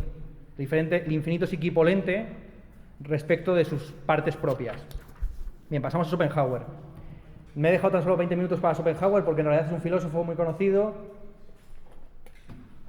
y muy fácil. Yo llegaría a calificarle como el Kant para los tontos. Es uno de los mejores escritores que ha existido nunca en el ámbito de la filosofía, pero en ocasiones se gustaba demasiado y yo podría abreviar realmente su libro El mundo como voluntad y representación en lo que voy a contar aquí, porque no es más. Para Schopenhauer una ciencia se define por su carácter sistemático. Esto es lo que así es como comienza su tesis doctoral o tesis de habilitación, escrita en el año 1813, la cuádruple raíz del principio de razón suficiente. Este libro empieza de la siguiente manera: una ciencia es un sistema de objetos conocidos, es decir, no es una mera suma de representaciones, sino que tiene que existir una razón suficiente que articule sistemáticamente, que dé una relación y conexión entre los objetos así estudiados científicamente. El objeto, por lo tanto, de toda epistemología es el principio de razón suficiente, cuya formulación más genérica es la que ofreció Bolzano-Wolff, que es la siguiente: Nada es sin una razón para que sea más bien que para que no sea. Esta es, según Schopenhauer, la definición más genérica que puede darse del principio de razón suficiente. Todo lo que existe tiene una razón para ser en lugar de no ser. Pues bien, este principio de razón suficiente tiene una cuádruple raíz, o se puede articular en 4 dominios de objetos. La primera clase o dominio de objetos es el dominio de las representaciones intuitivas empíricas y completas. Este dominio se caracteriza por estar definido por relaciones espaciales, temporales y causales. En este dominio se encuentran principalmente los fenómenos y las sensaciones elementales articuladas a través de la sensibilidad, el espacio, el tiempo y la única categoría que Schopenhauer mantiene de todas las kantianas, es saber, la causalidad. Aquí, en este primer dominio, el principio de razón suficiente se expresa como principio de razón suficiente del devenir. El segundo dominio es el dominio de los conceptos abstractos. Su forma principal es la del juicio. Las relaciones entre los juicios se denominan leyes de implicación o inferencia. Y el principio de razón suficiente se expresa aquí, por lo tanto, como principio de razón suficiente del conocimiento. Es necesario que una proposición, como hemos visto, sea deducible de sus premisas en virtud de su estructura formal y no más simplemente material. Y así es como se expresa las relaciones de razón suficiente en el ámbito de la lógica. La tercera clase de objetos o dominio de objetos son lo que Schopenhauer denomina las intuiciones a priori. En este dominio, el principio de razón suficiente se expresa como principio de razón suficiente del ser en general. Las intuiciones puras a priori son las dos clásicas kantianas. Schopenhauer, como hemos dicho en clases previas, era uno de los pocos lectores de la primera edición de la crítica de la razón pura, donde la estética tenía mucha más importancia. Y él era muy crítico con la segunda edición, donde se incorporan todos los elementos que van a dar pie al idealismo alemán. Algo que va de suyo es que Schopenhauer tenía un verbo muy encendido, de tal forma que en prácticamente todos sus libros, o incluso ensayos cortos, hay algún tipo de invectiva contra los charlatanes.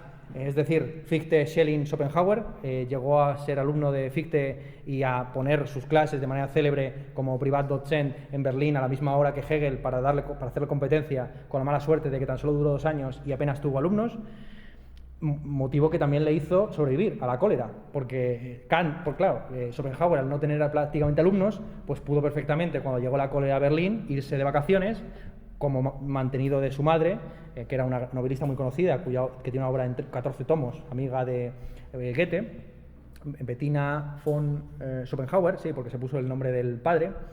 Pues bien, frente a Hegel, que como tenía un alumnado amplísimo, pues enfermó de cólera y la espichó en el año 31. Así Schopenhauer vivió, para mal suyo, hasta la vejez en el más profundo resentimiento, y murió ya con la edad de 70 años o por ahí, sí, más o menos.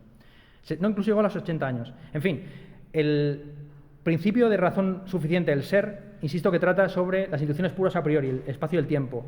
Schopenhauer es el que simplifica la doctrina kantiana acerca de la relación entre el espacio y el tiempo y las disciplinas matemáticas. Para Schopenhauer no hay ninguna duda, el tiempo, al tratar de la sucesión irreversible de fenómenos, es el fundamento en última instancia de la aritmética, mientras que la geometría se basa en el espacio contemplado desde un punto de vista puro y a priori. Aquí se ve la falta de preocupación de Schopenhauer por cuestiones científicas. Es decir, Schopenhauer tenía un gran conocimiento, por ejemplo, de temas biológicos e incorporaba muchos ejemplos para ilustrar sus tesis metafísicas. Pero no le preocupa para nada pues, todos los debates que hemos tenido previamente acerca de hasta qué punto la aritmética es sintética o analítica. Eso se la bufaba, ¿bien? A Schopenhauer. La última clase o dominio de objetos sometida al principio de razón suficiente es una clase muy peculiar, porque tan solo tiene un objeto sometido a ese principio de razón suficiente, a saber, la voluntad. Aquí el principio de razón suficiente se expresa como ley de motivación, y es la ley que vincula a un sujeto, que vincula dentro de un sujeto las intenciones con los actos. Bien.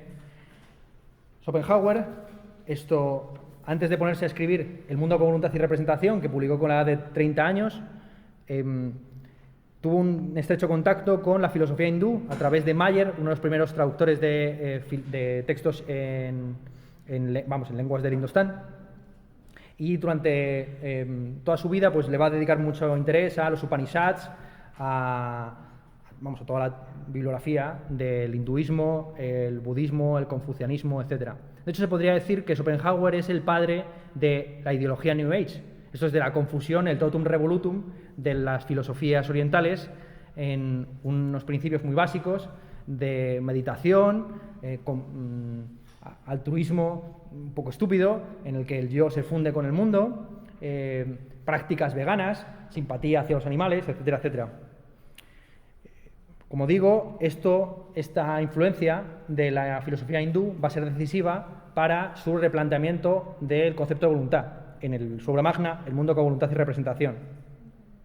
Es importante subrayar lo siguiente: para Schopenhauer, por lo menos en este primer momento del libro, la tesis doctoral, la cuádruple raíz del principio de razón suficiente, hay una distinción importante que hacer entre representaciones intuitivas y representaciones abstractas. Las representaciones intuitivas son aquellas que se presentan al entendimiento y a la sensibilidad, que también se da en los animales. Schopenhauer va a ser uno de los principales promotores del antiespecismo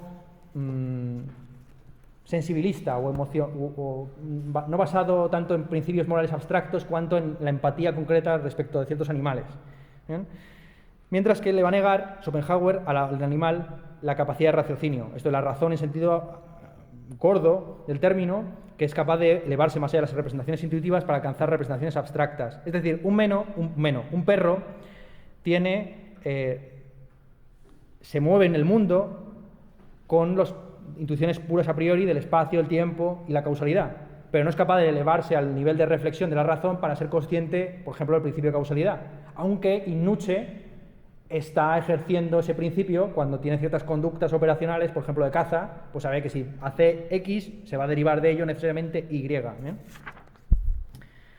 En fin, como digo, para Schopenhauer va a ser de especial relevancia la filosofía hindú, sobre todo la idea de que detrás del Atman tan solo existe el Brahman, ¿no? Detrás del yo tan solo está el mundo como totalidad, hay que rasgar el velo de Maya, ir más allá de la representación, de la ilusión, para descubrir que todos somos uno, etcétera, etcétera. Bien, el mundo con voluntad y representación comienza ofreciendo una concepción muy materialista y pragmatista de la razón. Para Schopenhauer, la razón tiene principalmente una función práctica. Esto es, la razón nos permite manejar, ordenar y dominar la realidad de una manera mucho más fácil que lo hacía el entendimiento, la sensibilidad. Los conceptos abstractos resultan muy útiles en la medida en que son muy pobres. Esto es, en la medida en que omiten muchas cosas. Para empezar, omiten las diferencias entre los individuos de una clase, pero son necesarios para que se pueda haber comunicación y también haya un cierto dominio y retención de conceptos, o de ideas, o de realidades que se quieren transmitir lingüísticamente. Aquí vemos el antiidealismo profundo de Schopenhauer, que también está en Nietzsche, ¿no? Para Nietzsche, igual que para Schopenhauer, el concepto es la grisura del entendimiento, de la intuición. ¿Bien? Mientras que, quiere decir que el concepto es mucho más pobre que la sensibilidad o que la intuición. A diferencia de lo que pensaban todos los idealistas, que creían que la experiencia sin concepto es ciega. Incluso en el caso de Hegel, que conduce a contradicciones. El conocimiento es, ante todo, dice Schopenhauer, un instrumento para satisfacer las necesidades materiales o físicas. Es, dice textualmente, el criado del cuerpo. La naturaleza ha dotado a cada animal de ciertos medios para su defensa y ataque, para su satisfacción de sus impulsos más básicos, pues las garras del león, las aguijas el aguijón de la avispa. El ser humano no tiene ninguno de esos instrumentos o herramientas, pero tiene un cerebro que le permite crear dispositivos tecnológicos y tiene además la mano entendida como herramienta de herramientas. Con el desarrollo del cerebro no simplemente surge una mayor capacidad técnica, sino también una mayor insatisfacción respecto del mundo. El animal tan solo tiene necesidades, el ser humano también tiene deseos. Aunque la mente humana sea en primer lugar un instrumento al servicio de las necesidades corporales, insisto que puede desarrollar una suerte de energía suplementaria que puede derivarse o entregarse a la liberación de la servidumbre respecto de los deseos. Esto es, el hombre no simplemente tiene que ser un esclavo de sus pasiones y de sus intereses, sino que puede elevarse más allá de esa concepción pragmática de la razón hacia el espectáculo desinteresado del mundo. Tan solo son espectadores desinteresados del mundo como voluntad los filósofos y los artistas. En la contemplación estética y en la filosofía nos elevamos más allá de esa servidumbre y somos capaces de enriquecer perceptualmente los conceptos. La filosofía metafísica, dice Schopenhauer, parte siempre de una intuición fundamental al nivel del conocimiento de la percepción, que nos permite ver la naturaleza en su realidad volitiva, subyacente, más allá de toda representación. Dice textualmente Schopenhauer lo siguiente: la constante preocupación por enriquecer los conceptos con intuiciones es la misión de la poesía y de la filosofía. Esto es, digamos, la antítesis completa y total del idealismo. Para Platón y para todos los filósofos posteriores, el objetivo de la filosofía es salvar al fenómeno, entendiendo que el fenómeno está menesteroso, que está necesitado, que el fenómeno está a punto de desaparecer, ¿no? Elevar la intuición a concepto. Este es el gran lema del idealismo y de toda la filosofía prácticamente racionalista. Mientras que para Schopenhauer es la inversa. Para Schopenhauer la filosofía lo que hace es enriquecer sensualmente el concepto. Y de ahí que el principal, lo que hace en libros como Parerga y Palepómena, ¿no?, de 1000 palabras, sea pues gustarse retóricamente, pues escribiendo textos sobre pues la buena vida, etcétera, en los que podría resumir perfectamente una frase, pero que sin embargo gusta de poner ejemplos, etcétera. ¿Bien? Nos encontramos entonces en el borde de la filosofía continental entendida como retórica, como esteticismo, como discurso edificante, etcétera, etcétera. Bien, vamos entonces a la parte central ya del mundo con voluntad y representación, en el que Schopenhauer responde a la pregunta de ¿qué es el noumeno? Bien, Schopenhauer mantiene la distinción entre fenómeno y noumeno de Kant, simplemente identificando al noumeno con la voluntad. La cosa en sí, dice Schopenhauer textualmente, significa aquello que existe independientemente de nuestra percepción, es decir, aquello que es propiamente dicho. Para Demócrito era la materia configurada, igual que para Locke. Para Kant era sencillamente una X. Para mí es la voluntad. La pregunta que cabe formularse en este contexto es cómo ha llegado Schopenhauer a traspasar el velo de Maya y acceder al noúmeno cuando es imposible llegar a él. Es el límite de nuestro conocimiento.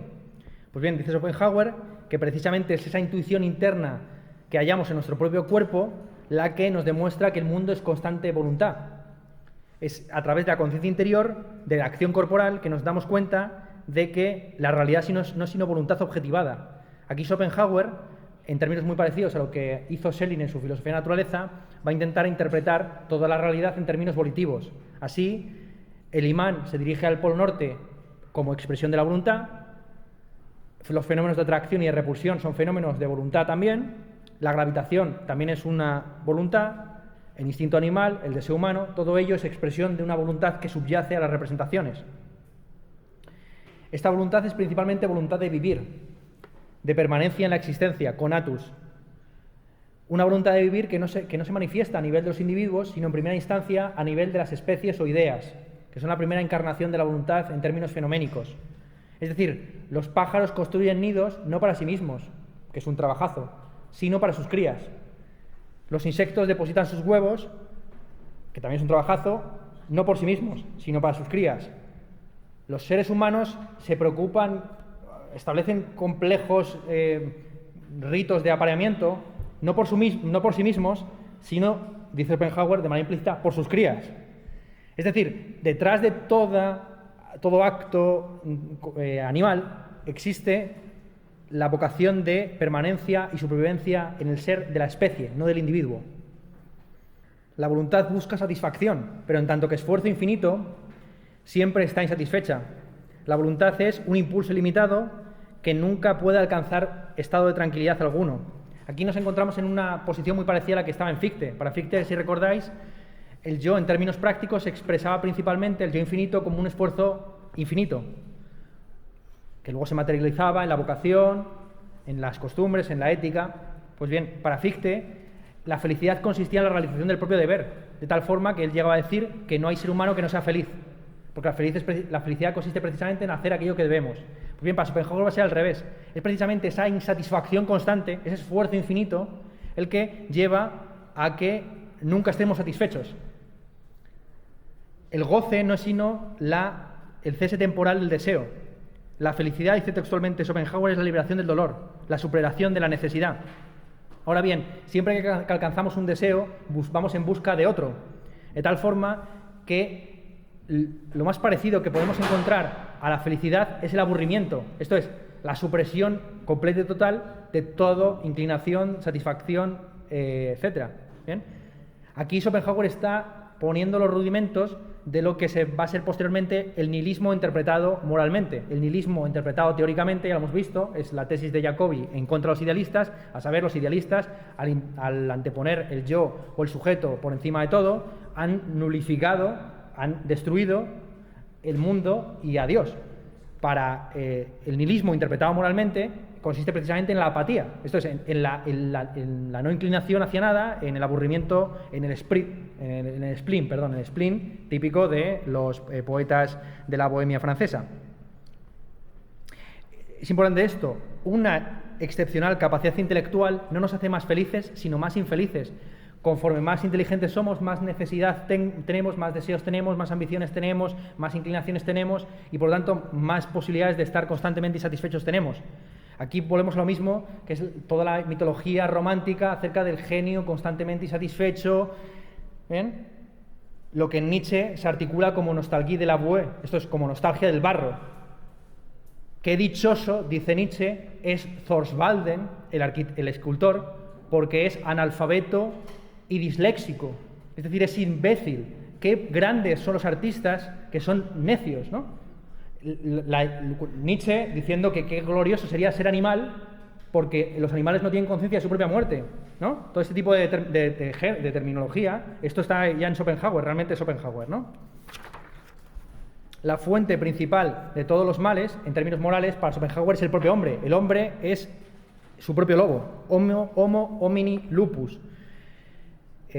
Schopenhauer describe en los añadidos al mundo con voluntad y representación, publicados en el año 1851, pues descripciones muy duras de la explotación de las fábricas, de la esclavitud y otros abusos sociales. Dice Schopenhauer que la razón de que exista el Estado no es porque el Estado sea la máxima expresión del espíritu objetivo, como decía Hegel, o sea la forma en la que orgánicamente se articula la intersubjetividad, como decía Fichte, ni que sea el primer estadio antes de una especie de ONU, como decía Schelling. No, el Estado existe simplemente porque los hombres son codiciosos, egoístas y crueles. El Estado es simplemente una forma pragmática, una especie de resultado del egoísmo lúcido en el que unos prefieren la seguridad a la libertad y otros ambicionan el poder que da el mando sobre el gobierno. Schopenhauer no se hace ninguna ilusión respecto de la posibilidad de destruir el Estado. Si se suprimieran todas las guerras y se destruyeran todos los estados, el hombre caería en la más absoluta apatía, un aburrimiento que le llevaría a realizar cosas estúpidas simplemente por el placer de hacerlas. Autolesionarse, etcétera, etcétera. Todos los fenómenos que muchos católicos contemporáneos interpretan en esa clave nihilista, ¿no? Un ejemplo de esto podría ser como todos los músicos dodecafonistas, Schoenberg, Weber, Berg, se alistaron para voluntarios el primer día en que se abrió el Ministerio de Defensa para ir a los frentes de la Primera Guerra Mundial.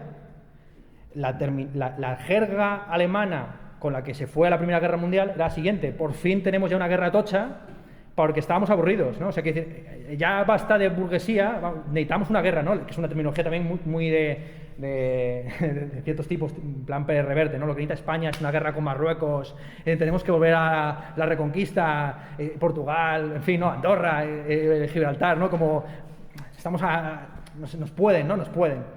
En fin. Vamos entonces a la parte que más nos debe interesar de Schopenhauer, que es la parte dedicada a la estética.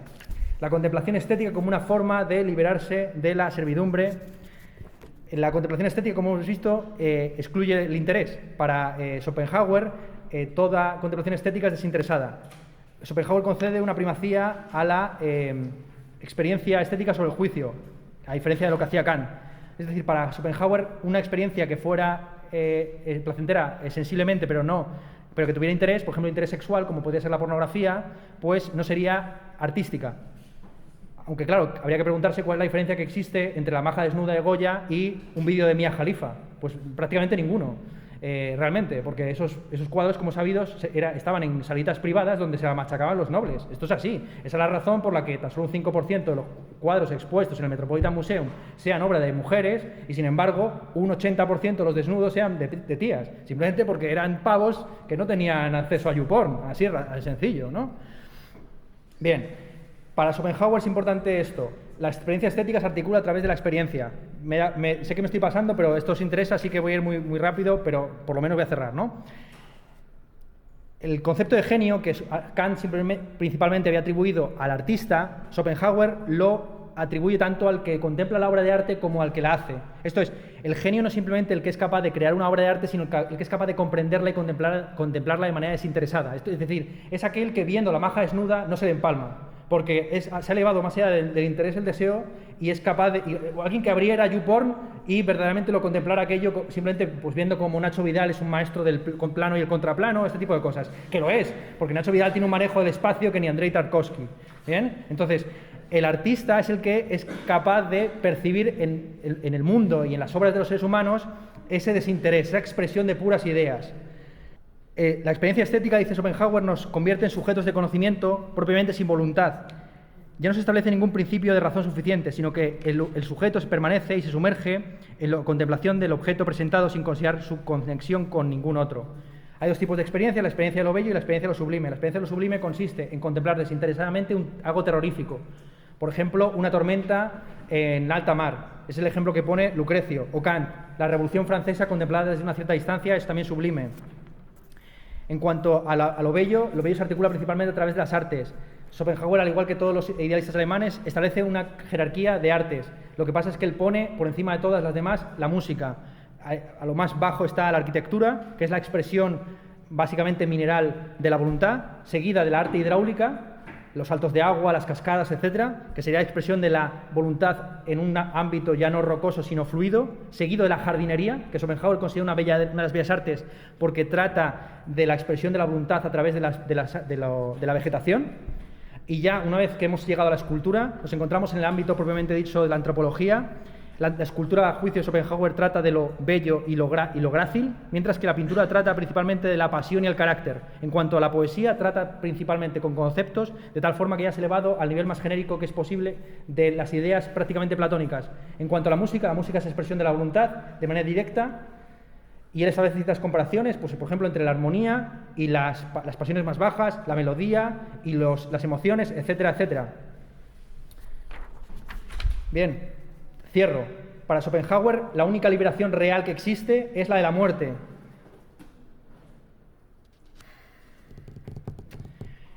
Ahora bien, el suicidio no es una salida, porque el suicida es aquel que ama demasiado la vida y que no es capaz de soportar la que tiene ahora mismo. El verdadero ser moral es el santo que es capaz de disolver su egoísmo en un altruismo universal, a través de la castidad voluntaria, la pobreza y la mortificación del yo. Aquel que se da cuenta de que la individualidad es puramente fenoménica es capaz de elevarse al agapeo caritas. El amor verdadero es un amor simpático. No consiste en el amor erótico, sino en la simpatía, en la capacidad de empatizar y ponerse en lugar del otro, porque todos somos uno. El santo no se mata a sí mismo, sino que simplemente se mortifica. ¿Cómo es posible que la voluntad se niegue a sí misma? Por la sencilla razón de que no obedece al principio de razón suficiente. Es decir, la voluntad se puede negar a sí misma porque puede contradecirse y debe hacerlo. Para terminar, Schopenhauer es un hombre muy antipático políticamente porque dice cosas como esta en su famoso texto sobre las mujeres. Pasa por ser, yo creo, el padre de lo que yo calificaría como el machismo ilustrado, el llamado pollaviejismo. Gente como Javier Marías, P.R. Reverte, Michel Houellebecq, ¿no? Bueno, no me da tiempo a leerlo, es un pasaje sublime porque no se puede ser más cabrón y al mismo tiempo escribir tan bien.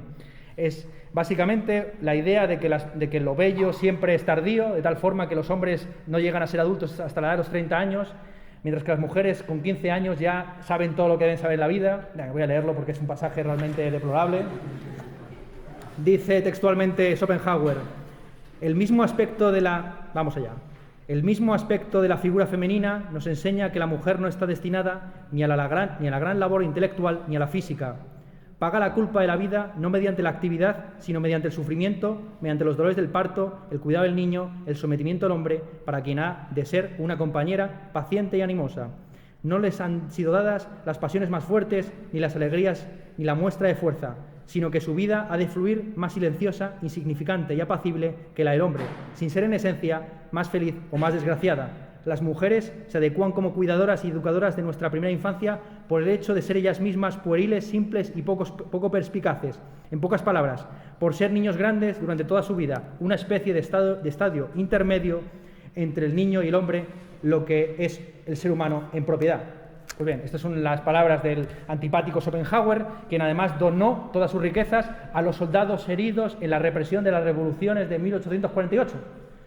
Por así decir, Schopenhauer es el paradigma del hombre, del hombre de derechas cascarrabias con el mundo, que se mortifica por ser lo que es, un cuñado ilustrado. Y hasta aquí la clase de hoy.